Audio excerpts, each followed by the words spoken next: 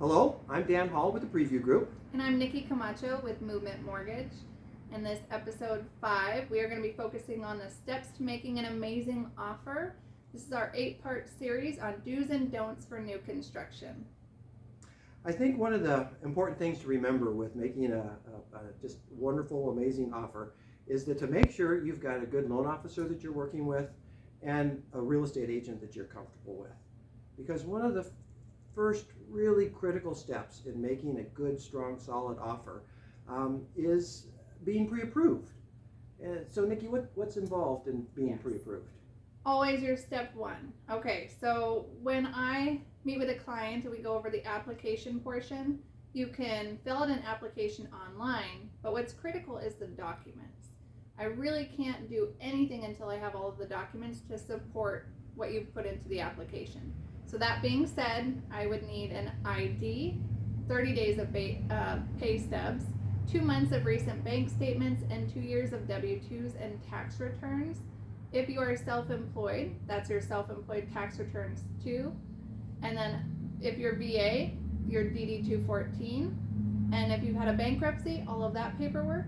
If you have been divorced and have child support or alimony, then your full divorce decree and parenting plan. So all of those things are going to be presented when you do the application online. It will trigger and ask you for those items, but it's key so that we know that we're able to provide you with a great, strong pre-approval letter. On that note. Yeah, and how long? Once you've got all that documentation, Nikki, how long does it take to get that approval?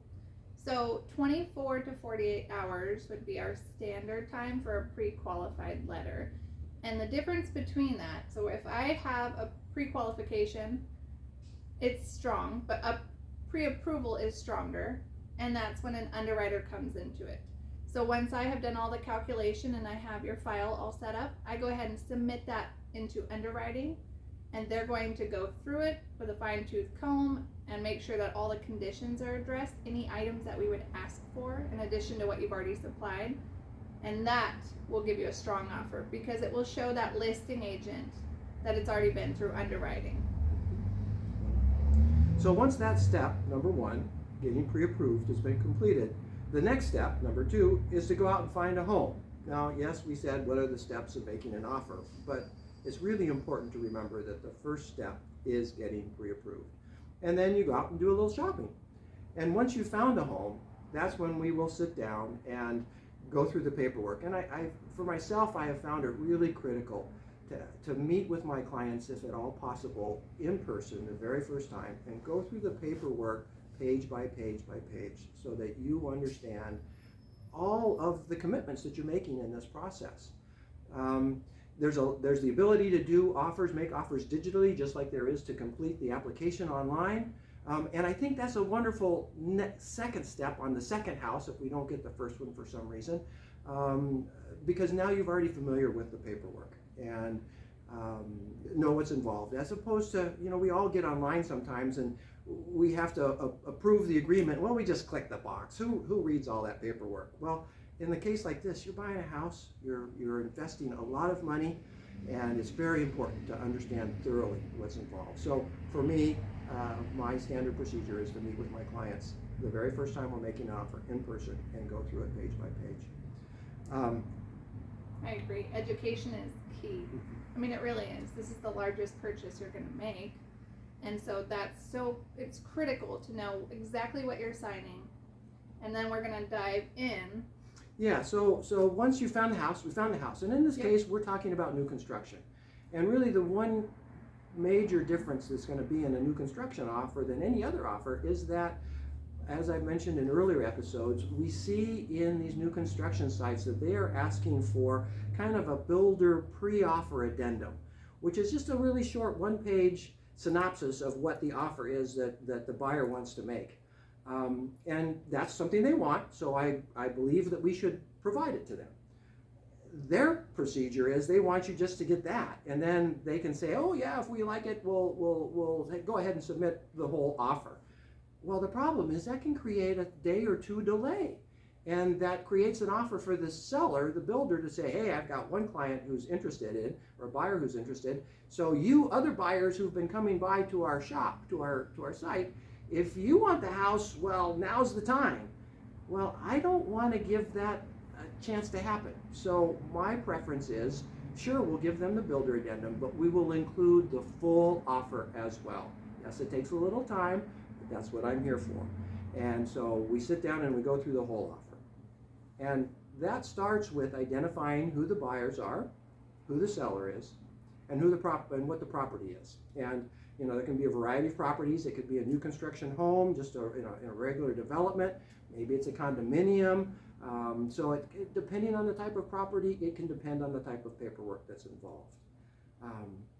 One of the first things that we have to clarify too in that paperwork is how you're going to buy the house. Are you paying all cash, or is there financing involved?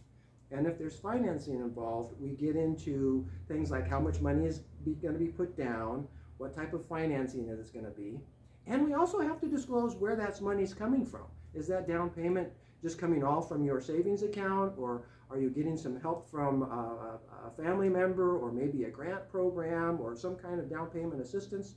All of those things have to be specified out. And then on that note too, each of the loan programs that we have, it will go through gift, whether you can have a gift or not from a family member. And it has to be relative.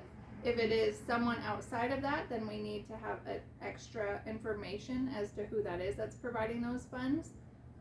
And the other thing is the seller, like if there is a seller credit, there's limitations on each of the loan programs.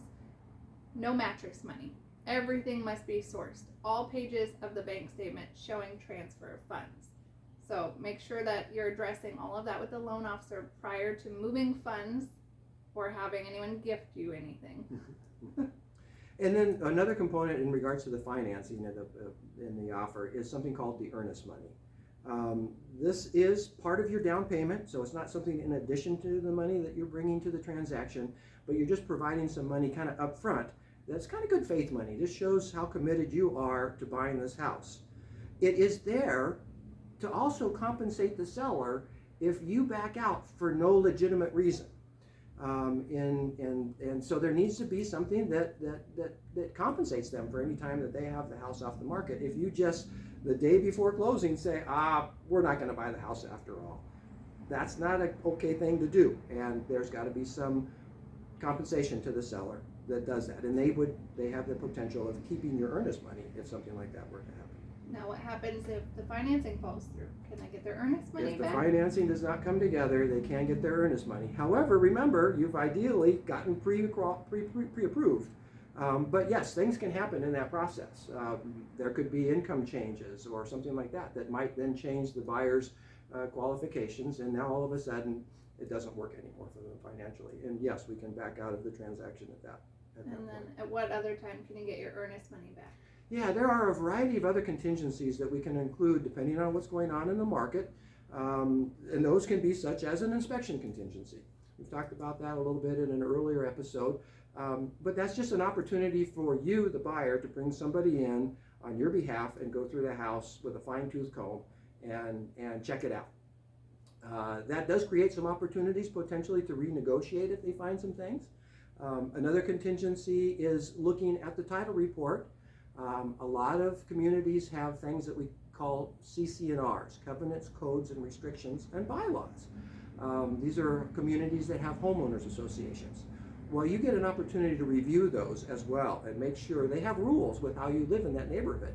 So if you want to have cows, that may not work. If you want to have chickens, that may work if the municipality, anyway, you know what I mean, if the city allows it.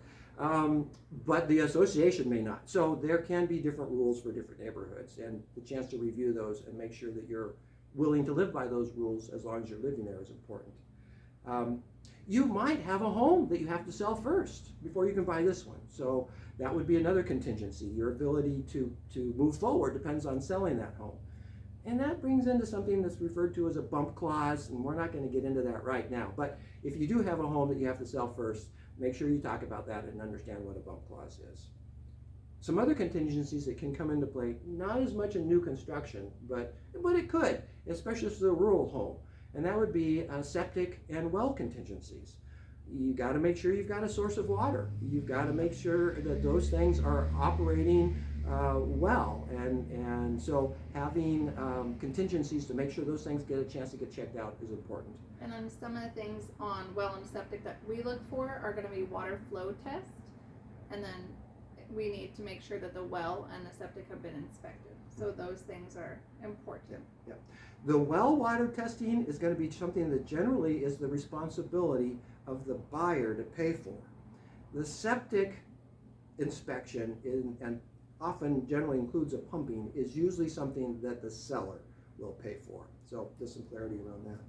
And another contingency can be, and it kind of falls into the same part with the home inspection contingency, is just a chance to review the neighborhood and make sure that you're comfortable with the home and the neighborhood and all those kinds of things.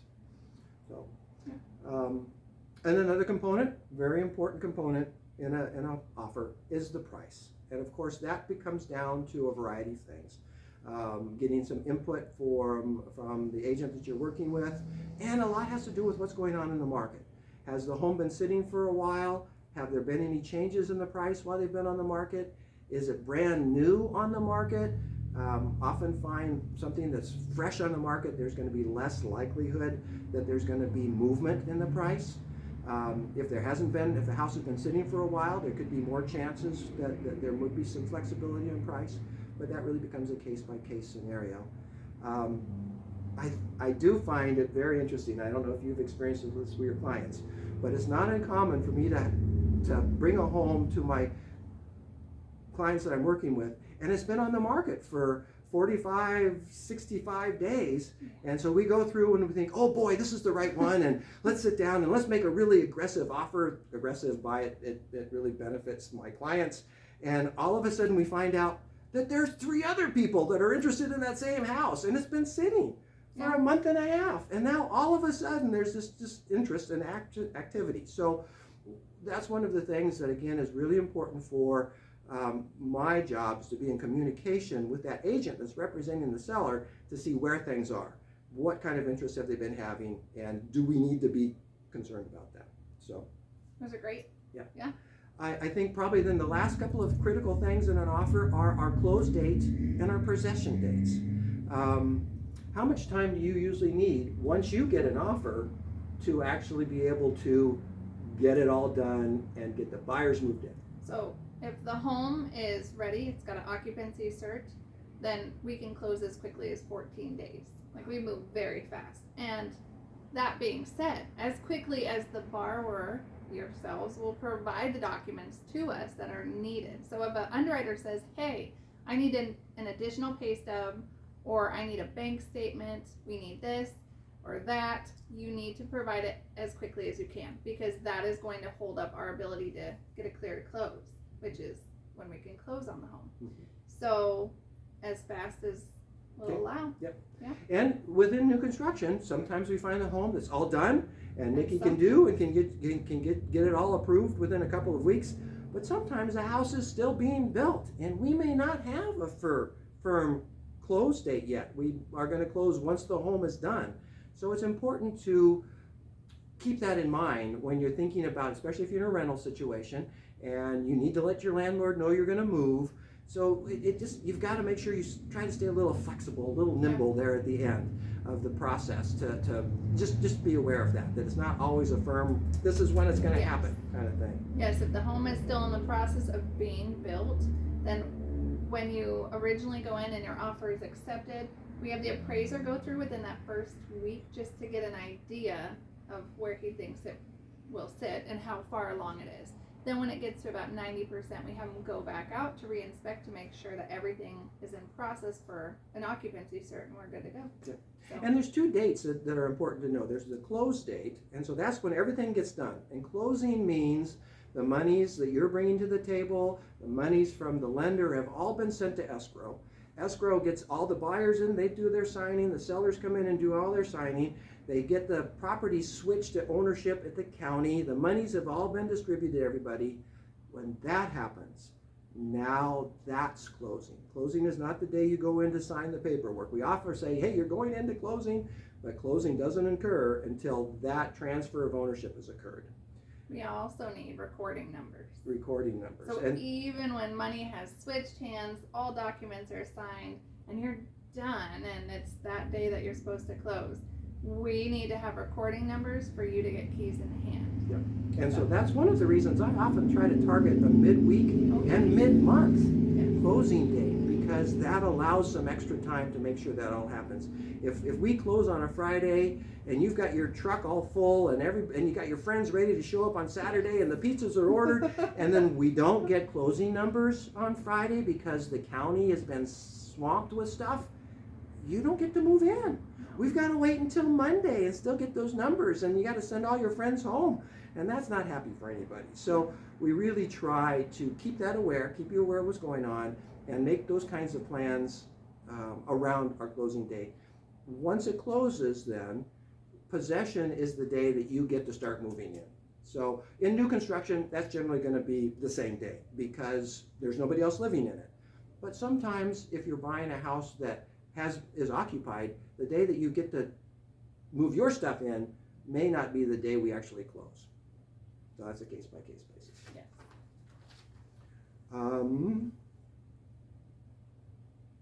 I think one of the other things to remember is that in this offer process, we make an offer.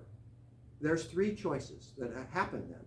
The person who's receiving that offer can either accept it, and we all party, they can reject it, and we're all sad, or they can counter. And when that happens, so if they accept it, everything's great, we're moving forward. If they reject it, that offer is dead. And the other thing to remember is an offer has an expiration date. It's just not sitting out there forever. Usually give a seller a day or two to respond, because again, you don't want, and I don't want, them using your offer to bump another offer up, or to wait for another offer to come in and come back to us and say, hey, we got somebody else who's interested, you want to increase your price? We don't want to have that happen, and so we want to kind of restrict that as much as is reasonable. Time is of the essence is a part of a contract. What that means is a little hard to nail down, but we do just want to limit the amount of time that somebody has to respond. So if we make an offer and it's not accepted and the seller counters back, you have the same options. You can either accept it, or you can reject it and we can go find another house, or we can counter again. The thing we've got to remember is as long as this is going on, we don't have what's referred to as mutual acceptance yet. That's mutual acceptance occurs once we've got a meeting of the minds, all of the contingencies have been worked out, all of the I's are dotted, T's are crossed, everything's signed. That's mutual acceptance. During this time of countering back and forth, again, if another person comes in that's interested, they can get in that mix now, and that can change the dynamics dramatically. So, I think those are all of the highlights I had. How about you? Anything else to add? For your pre-approval, it is good for 120 days. And when your credit report needs to be refreshed, you can go ahead and get your permissions to do that. But getting pre-approved is not a commitment to, I'm going to buy a house. It is a starting point to know what your purchase price, what you can purchase, how much your mortgage payment would be, what is today's available interest rate. It helps you to have a plan in place. And if you're not quite ready to buy, then I can help you work through that. It might be a credit issue, it might be we need more in savings, or the program that you like, you don't qualify for it at this time, but you will. So it's a good starting point, but keep in mind, it's not a commitment that you have to buy the home, and it is good for 120 days, but we can always extend it as long as your income has stayed the same, credit has stayed the same, and there's no significant changes. So yes, and I just remembered one more very important form, an addendum that we can have in an offer. And a few years ago, the market was crazy, and this was something that was occurring all the time, and that's called an escalation clause. So essentially what that means is that within the offer, if we have the idea that there could be some other people who are interested in the same house, an escalation clause is a way of saying, hey, I'll buy the house at this price, but if there is somebody else that comes in, I'll bump my price up by certain increments, maybe $5,000 or $10,000, until I'm the best offer, but I'm only gonna do it to so high. So it does have limitations on it. It's not just carte blanche for the sky's the limit. It's gotta be within your affordability range, but it is a way of saying to the seller, hey, if we've got some competition, we'll go up to here. It's also important to know that the seller just can't say, oh yeah, there's competition. They have to prove it. They have to provide us a copy of the other offer that we're competing with that bumps it up to a higher price. So, and we are starting to see some shifts in the market. It's been very slow. Market always ebbs and flows, and that's starting to happen again in certain price points. So just be aware of that as we proceed. Yeah. But we are happy to walk you through it, and again, this has been a wonderful sit down of going through the offer and what it takes to make a great, strong offer. Thank you very much for that. Thank you. And keep your eye out for our next offer, or our next episode, which is going to be about what happens after we have mutual acceptance. Thank you. Thanks. Enjoy. And please share this with someone else that you think might get value out of it.